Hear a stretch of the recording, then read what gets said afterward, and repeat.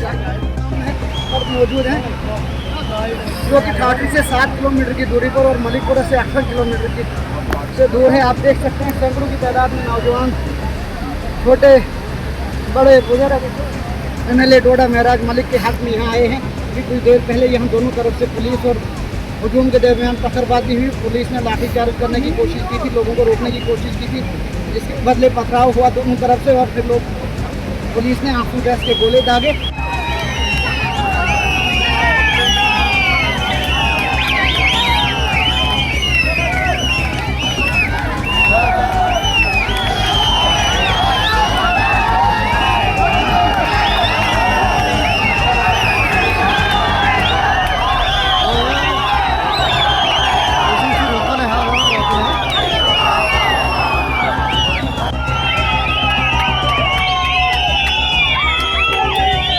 बाकी से भी आगे इन्होंने जो नाका लगाया था पुलिस का तोड़ दिया है।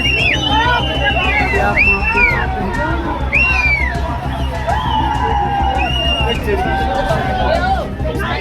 यहाँ पुलिस ने नाकाबंदी की थी लेकिन इसको भी तोड़ दिया।